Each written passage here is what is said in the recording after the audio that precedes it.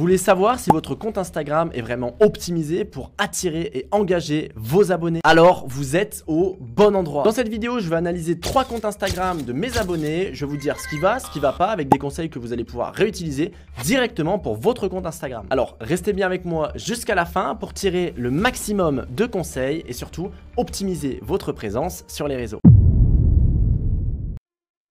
Alors, j'ai pris 3 comptes Instagram dans des activités un petit peu différentes. On a le compte de Marie-Flore, on a le compte Merveille Clémentine et on a Anna Elgarde qui est photographe. On va commencer directement avec Marie-Flore Jourdan qui est coach en nutrition et en perte de poids, la petite fée du bien-être. Alors, au niveau de l'optimisation du profil, j'aime bien le nom, la petite fée du bien-être. Je le trouve juste un petit peu long ici. Moi, je ne sais pas si j'aurais mis ce nom-là. J'aurais plutôt mis Marie-Flore. Ici, Jourdan, j'aurais plutôt mis son nom et son prénom. Et là, j'aurais peut-être mis le nom de sa marque. Parce que en fait, le truc, c'est que ça fait un petit peu long ici. Après, elle peut quand même le garder, mais ça fait un peu long. Là, c'est super intéressant de mettre perte de poids, nutrition, parce que quand on va la rechercher dans la barre de recherche, ça va nous permettre de la référencer. C'est comme si je tapais coach sportif Lyon dans la barre de recherche. Je vous invite vraiment à le mettre. Vous voyez, il n'y a que des gens qui ont mis coach sportif Lyon là, juste ici, parce qu'en fait, Instagram référence par rapport au nom de profil juste ici. Alors, l'autre chose, j'aide les mamans imparfaites à retrouver leur éclat et leur liberté, prêtes à te libérer, écris-moi en MP. Ça, j'aurais un petit peu optimisé. Pour déjà dans un premier temps mettre un élément de différenciation. Parce qu'en fait, des gens qui font comme elle, il y en a plein. Il y a plein d'autres coachs sportifs. Donc, qu'est-ce qui va me donner envie de m'abonner à ton compte Instagram ou à un autre compte Instagram? Oui, je vois que tu aides les mamans, etc. Mais au final, tu es en concurrence un petit peu indirectement avec plein d'autres coachs sportifs, avec tous les Basic Fit. Moi, j'aurais mis un petit élément de différenciation et j'aurais mis un petit élément qui change un petit peu. Parce que j'ai l'impression d'avoir beaucoup vu ce genre de biographie Insta. Moi, par exemple, j'aurais pu mettre un truc en mode j'ai perdu 17 kilos pendant ma grossesse, ou peut-être pas pendant ma grossesse, mais à la suite de mon accouchement, ou peu importe, quelque chose comme ça, pour expliquer en gros en quoi on est légitime. Maintenant, j'aide les mamans imparfaites, je l'aurais mis entre guillemets, j'aide les mamans imparfaites à retrouver leur éclat et leur liberté. Ok. Et ensuite, j'aurais simplement mis on commence ici, je te donne blablabla et donner un truc, comme ça permettra de faire passer à l'action plus facilement. Donc j'aurais fait comme ça. Là, la photo, je l'aurais retravaillé quand même un petit peu. J'aurais fait une photo peut-être un peu plus pro pour la photo de profil. Bon, elle est pas trop mal, mais on voit que derrière, il y a plein d'éléments visuels. Il y a sa fille juste ici. Moi, j'aurais fait une photo un peu plus pro. Pour la photo de profil, après en termes de photo ici c'est super, mais pour la photo de profil j'aurais fait une photo un peu plus pro, quelque chose de bien structuré, ça aurait été super.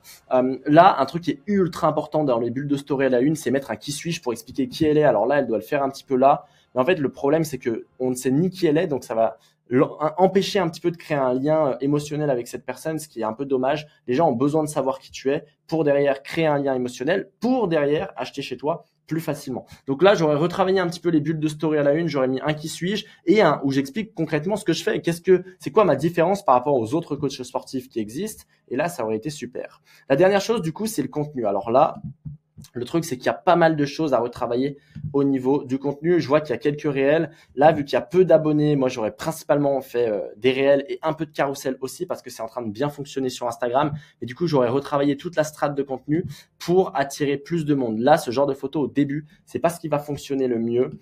Ce genre de carrousel, pourquoi pas? Mais j'aurais principalement travaillé un format réel. Ça aurait permis de toucher plus de monde et il y a différents styles de réel qu'on va pouvoir faire. Un truc qui peut être intéressant, c'est de s'inspirer de comptes qui fonctionnent déjà bien. Les styles de réel qui peuvent être faits et qui fonctionnent bien, ça peut être des micro-trottoirs dans son cas. Donc, allez voir des personnes en disant, OK, allez voir des mamans en leur posant des questions. Comme ça, les autres mamans vont se reconnaître et c'est un format qui fonctionne bien. Des citations.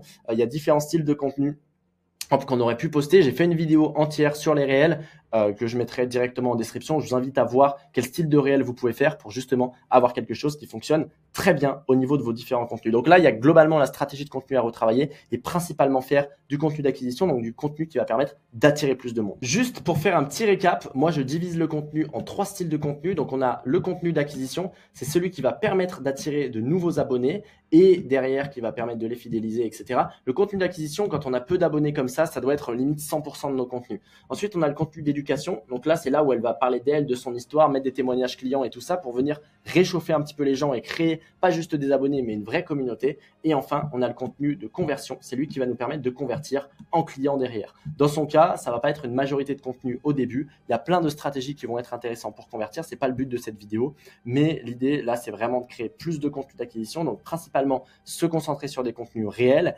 et du coup aller beaucoup plus vite comme ça. Il y a 3 styles de contenu que je peux te conseiller: les micro-trottoirs, les contenus questions où on te pose une question et toi simplement on te dit bah ok, c'est quoi ton parcours et toi tu réponds avec une caméra en face de toi. C'est assez simple à faire, tu as juste à sous-titrer derrière, ça va pas te prendre énormément de temps. Les contenus micro-trottoirs comme je l'ai dit, les contenus un petit peu citation, ça peut être très bien, un petit contenu comme ça avec une petite citation. Et le dernier style de contenu que tu peux faire qui va pas te prendre énormément de temps, c'est le contenu mème. Mais encore une fois, j'ai fait une vidéo où j'explique tous ces genres de contenus et comment déployer ces contenus-là de la meilleure des façons. Je vous la mettrai en description. Alors, le deuxième compte maintenant, c'est Les Merveilles de Clémentine qui vend des créations textiles, des créations uniques et qui vend différentes choses au niveau textile. Alors, le logo, pourquoi pas. Le nom est un petit peu long, mais pourquoi pas. Là, c'est cool. Moi, j'aurais mis un petit mot-clé qui sert à nous référencer. Et par contre, là, j'aurais retravaillé tout ça. Donc, mode et passion au rendez-vous. Je suis pas sûr que ça vaille le coup de le mettre. Pourquoi pas, s'il y a un vrai intérêt. DM pour collaboration et les hashtags en bio, ça sert pas à grand-chose. Donc, ne mettez pas de hashtag en bio. Et en fait, quand on voit votre biographie, on doit directement se dire, OK, qu'est-ce que fait cette personne, mais est-ce que moi ça va me parler? Et il doit directement avoir un élément qui va vous permettre de vous différencier et de vous mettre en avant pour avoir envie ou non de s'abonner à votre compte Instagram.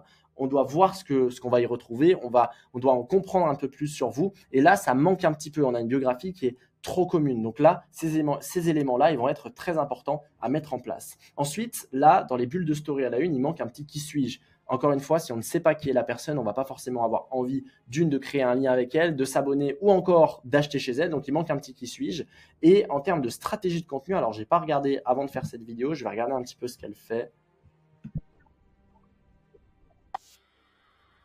Alors, son style de contenu réel, c'est pas trop mal. Moi, ce que j'aurais fait pour ajouter un peu plus d'engagement, c'est que j'aurais mis une petite citation ou quelque chose au-dessus pour expliquer. Parce que moi, j'arrive, je tombe sur ce réel sans lire la description, sachant que la plupart des gens ne lisent pas les descriptions sur Instagram. Mais en fait, je ne comprends pas ce que tu fais. Donc, c'est un petit peu dommage. Et donc, je pense qu'on aurait pu optimiser un petit peu la viralité à ce niveau-là. Pareil, vu que tu n'as pas non plus énormément d'abonnés, j'aurais principalement fait du contenu d'acquisition, principalement fait du contenu réel et pas uniquement. Là, tu vois, par exemple, j'aurais fait pour changer une petite voix off. Donc, j'aurais fait une petite voix off qui explique ce que tu fais, qui explique, OK, aujourd'hui, je vais créer une veste kimono unique. Hop, et tu montres un petit peu tout ce que tu fais, les étapes, etc. Ça aurait pu être très intéressant. Donc, j'aurais principalement joué sur ça. Hop. Ça, c'est super aussi. Mais tu vois, varier les styles de contenu pour pas que tu aies uniquement des styles de contenu, des styles de réel où il y a plein de photos à la suite. Là, par exemple, tu aurais pu faire une petite voix off, tu pourrais faire des mèmes ou différents styles de contenu. Donc là, globalement, il va y avoir. Hop, ça, c'est top. Ça, c'est bien. C'est un truc qui a un petit peu tendance. Donc moi, j'aurais varié un petit peu les styles de contenu et j'aurais cherché à créer une communauté un peu plus engagée pour que derrière, tes abonnés ne voient pas uniquement tes créations, mais qu'ils disent, OK, c'est elle, voici son histoire. Et en fait, ça fait sens avec mes valeurs, avec qui je suis. Donc, parler peut-être un peu plus de toi, de ton histoire, de toutes ces choses-là, ou alors de l'histoire de la marque. Ça va permettre du coup de faire tout ce storytelling, de toucher plus de monde plus facilement. Et donc, ça va te permettre de plus engager ton audience qui va plus interagir avec vous, enfin avec toi. Ça va créer un effet boule de neige. Ça va te permettre de toucher plus de monde plus facilement. Dernier compte, on a Anaël Garde, photographe. Alors, Anaël Garde, tu vois, là, Anaël Garde, photographe, j'aurais juste mis Anaël Garde. Et là, j'aurais mis photographe ici parce que du coup, ça aurait permis de te référencer. J'aurais mis photographe et j'aurais mis ta ville. Au niveau de la photo, on n'est pas trop mal. Là, j'aurais enlevé le texte. Je suis pas sûr que ça serve à grand chose. Le truc qui me fait peur, c'est qu'il y a 7394 suivis et donc que ton engagement soit un petit peu pourri parce que tu as suivi plein de personnes, peut-être en espérant qu'ils te suivent en retour. Mais du coup, Instagram n'aime pas trop ça et l'algorithme, il va un petit peu te pénaliser par rapport à ça. Donc moi, j'aurais retravaillé cet élément-là. Ensuite, au niveau de la biographie sur Instagram, là, j'aurais retravaillé aussi un petit peu cette bio parce qu'on est dans une bio. J'ai vu plein de fois cette biographie chez des photographes et on ne voit pas réellement ce qui va te différencier des autres photographes. Donc, peut-être ajouter un élément, je ne sais pas, où on comprenne un petit peu tes valeurs, qu'on comprenne un petit peu ton énergie, qui tu es et toutes ces choses-là.